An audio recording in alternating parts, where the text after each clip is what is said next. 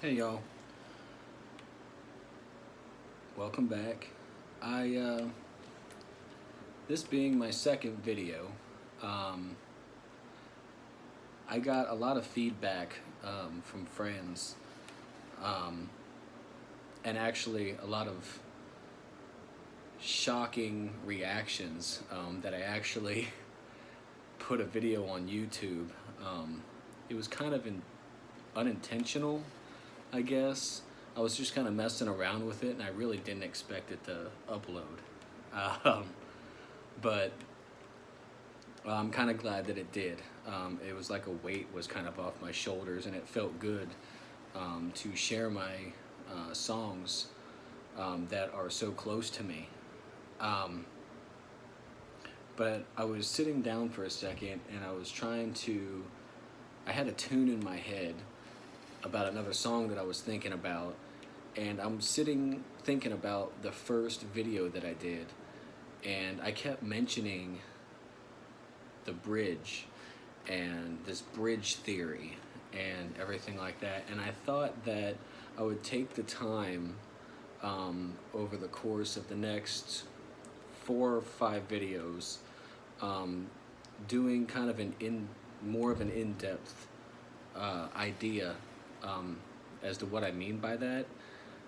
So I think with this video, I'm going to explain um, where the bridge theory originated and how I came up with the the whole concept and how it helps me in my recovery. I also want to make a correction from the last video. I was actually nervous, um, which is weird for me. It's not an emotion that I feel very often. Um, I'm usually fairly confident, or at least content. Um, but I suffer from bipolar disorder, psychosis, and PTSD. I had mentioned manic psychosis, but that's essentially um, how I enter the stages of psychosis is usually through mania. I mentioned a manic depressive state, and that is the other side of my bipolar, the low side, which pushes me into a manic depression. So it's something new that I've learned. Mania can go both ways. It can throw you into a deep depression very quick, or it slides you on the other scale and it throws you into psychosis. So I just wanted to kind of clarify, and the only reason I'm clarifying is that if somebody's watching this video and they're confused, or they want to know, well, you know, what is he suffering from, or what kind of point of view is he coming from, that's where I'm coming from. I'm coming from a bipolar standpoint, PTSD, and psychosis. But anyway, the bridge.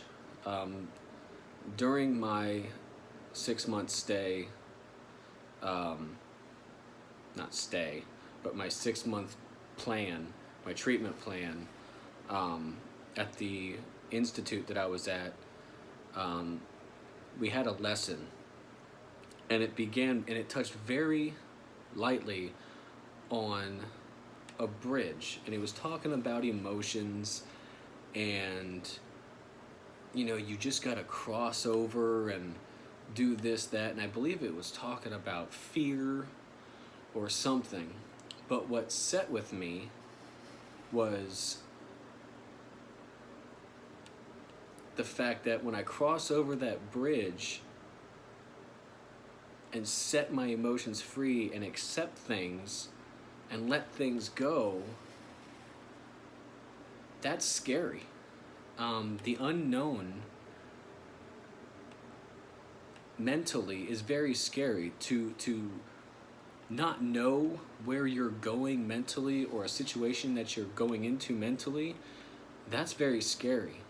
But I also knew that I didn't want to go back to the way I was feeling mentally. I didn't want to have to relive those things any more than I had to. And that's when it occurred to me that I just want to stay here, right here on the bridge. And I just want to stay right here because I know that right here, it was safe, it was sturdy, and right here in the present, I could work on things before things got too bad, or I could work on those past things to make things here in the present much better.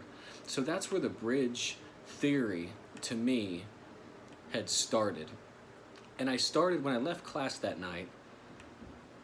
I had thought about it, and I was obsessing over this whole bridge idea, and I didn't even really pay much attention to what else happened. And the following week, before class, I was at work, and at one of the parks, I worked for city government, and at one of the parks, one of the bridges were damaged. And it didn't click. It didn't click until we pulled into that park, and I said, oh my God, it's a damaged bridge. Much like mine was. And ironically enough, walking down to the bridge, I had grabbed several boards, a handful of nails, and a hammer. And when I got to the bridge, some of the decking was loose, some of the bracing on the footings were loose. And I sat there because part of my job is to not only identify the problem, but it's also to make sure the problem doesn't happen again and what caused the problem. So I was examining the bridge, and I caught myself going back to that lesson and how I interpreted that lesson. And I was thinking, my God, that's what I need to do. I need to work on building my bridge as sturdy as I can. And I know that, things are gonna come loose and things are gonna rot and things are gonna fall apart, but I just gotta be ready. I've gotta be ready and have the tools, which I have mentioned in the song Passionate Recovery. It starts off, you bring the hammer, I'll bring the nails. And so after the job was all said and done, we had fixed a couple deck boards, fixed the bracing on some of the footings, and re-secured the handrail. And on our way back to the shop, I didn't think much else about it. And then when I got home and right before bed, which a lot of folks like me, it's that time right before bed when you want your brain to shut off and it doesn't shut off. I was thinking, this is what it's all about. It's all about the bridge. And friends of mine that were in my group, are sending me pictures of bridges, and I caught myself Googling images of bridges, and I've become obsessed with the idea and the beauty and the art and the actual architecture of the bridge, or any bridge for that matter. And I found these things called living bridges, and that I believe are in India or whatever, and they're just absolutely stunning. And every day that reminds me that I can't look behind me and I can't look ahead. I need to stay here. The idea for people who suffer from other mental illnesses, depression, panic disorder, OCD, it could probably work for. Looking behind you is going to cause depression. Looking ahead is going to cause panic and anxiety. Staying right here and on the bridge. Let's work on the bridge together. Let's paint the bridge. Let's doll it up. Let's strengthen the bridge. And then not only did the bridge make sense to me, but then I incorporated the handrail.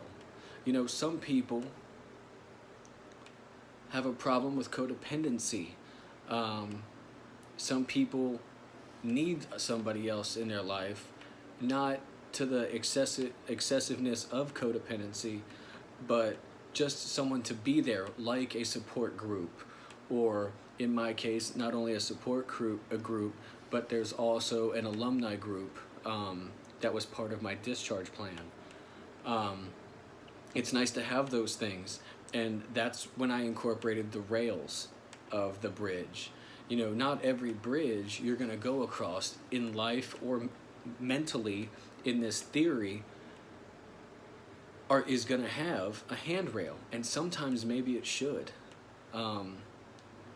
But in my mental recovery, I like my handrail. Is it needed? No. But if you're going across some troubled times, it's nice to have that handrail to lean on. And the handrail symbolizes your friends, your support system, things like that, things that you don't technically need, but it's nice to have when the waters get rough. And it's a nice, the bridge, I think, was a much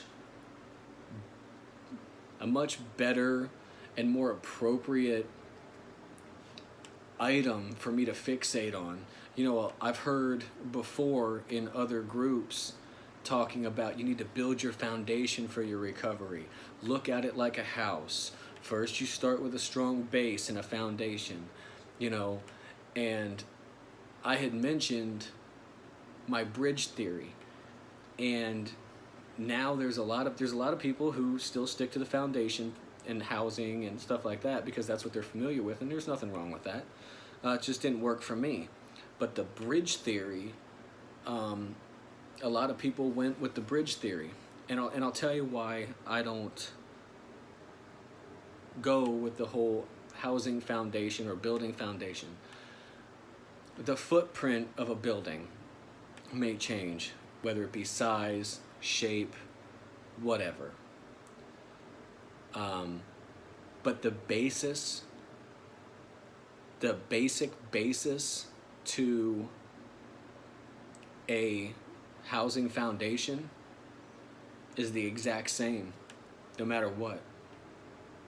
The ground needs to be compacted, the ground needs to be cleared, it needs to be graded, it needs to be compacted, it needs to be prepped, and you're pouring concrete. Every foundation, which to me is telling me that, yeah, you might have a bigger problem, you might have more problems, but we're going to grade you down the grade, we're going to compact you down to the proper density, and we're going to pour our concrete. It's the same process over and over and over. And I know that that may not be exactly what was intended, but that's just the way that I personally intend it. That's the way that I have taken it. That's the way I interpret it. And please, I just like a kind of a disclaimer here. Anything that I say, I don't mean for it to be taken personally. All of this is my opinion. This is things that I've learned. This is things that I've picked up. And I'm by no means a doctor.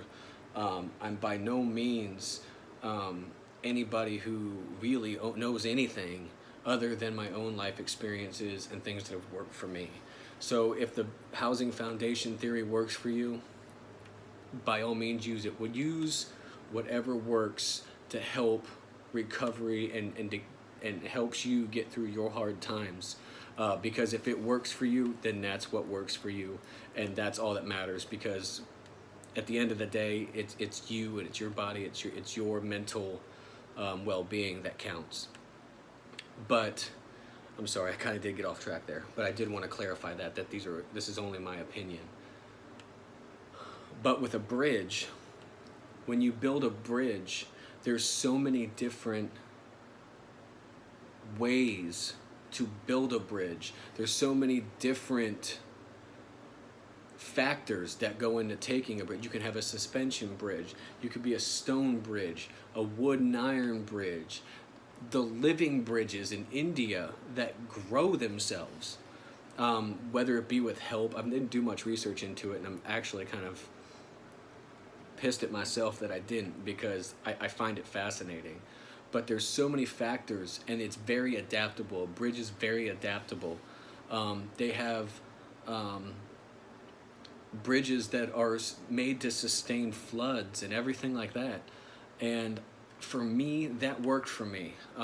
Being bipolar, I kind of get all over the place sometimes, and I like the fact that I have that lucidity, that ability to move and make it work for me, and not be so stuck on this is it, this is what it is. If the house blows down, we still have our foundation and we build up from there.